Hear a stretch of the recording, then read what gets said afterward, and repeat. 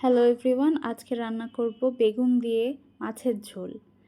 তো প্রথমে পাতিলে একটু সরিষার তেল বা যে কোনো রান্নার তেল নিয়ে নিতে পারেন। তারপর পেঁয়াজ, কুচি করা পেঁয়াজ দিয়ে নেড়ে নিতে হবে ভালো করে। অবশ্যই গরম তেলে পেঁয়াজগুলো দিবেন।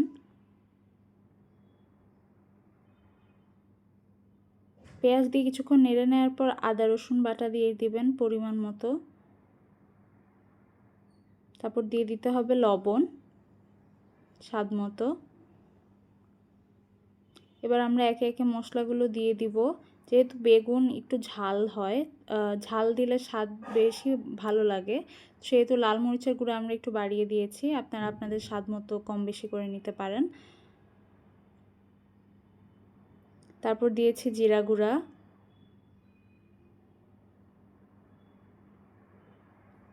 জিরা গুঁড়ার পরিমাণটাও ধনিয়া গুঁড়ার থেকে একটু বেশি হবে।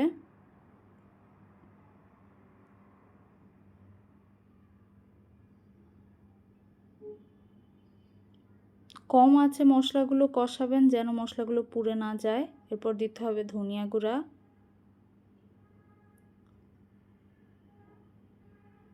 অবশেষে দিয়ে নিতে হবে হলুদ গুঁড়া।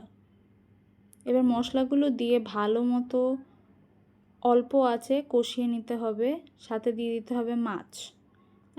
আমরা বোয়াল মাছ ইউজ করেছি, আপনারা যে কোনো মাছ দিতে পারেন, রুই কাতল আপনাদের স্বাদ মতো।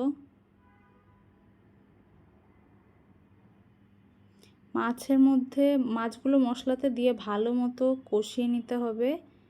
এরকম তেল ছেড়ে দিলে একটু পানি দিয়ে নিব যেন মাছগুলো সিদ্ধ হয়, সাথে মশলাগুলো একটু ভালোভাবে কষানো যায়। এরপর ঢাকনা দিয়ে 10 মিনিটের জন্য রেখে দিতে হবে। মাছ কষানোর পর মাছগুলো তুলে কেটে রাখা বেগুনগুলো দিয়ে দিব।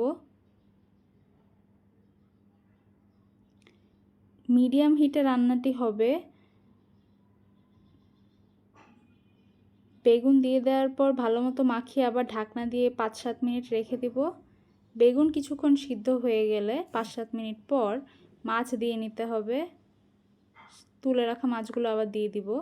তারপর মাছে বেগুনে ভালো মতো মাখিয়ে নিতে হবে।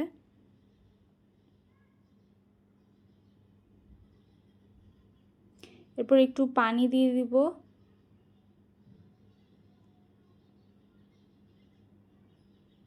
যেন তরকারিতে একটু ঝোল হয় আর বেগুন আর মাছে একসাথে ভালোভাবে সিদ্ধ হয়। এরকম বলক ওঠা পর্যন্ত অপেক্ষা করব। তারপর কাঁচামরিচ কুচি দিয়ে দিব।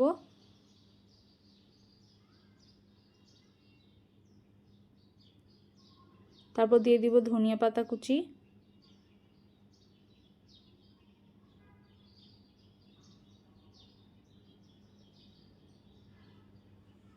এগুলো দিয়ে হালকা কিছুক্ষণ নেড়ে নিতে হবে, 2-3 মিনিট, বেশিক্ষণ না।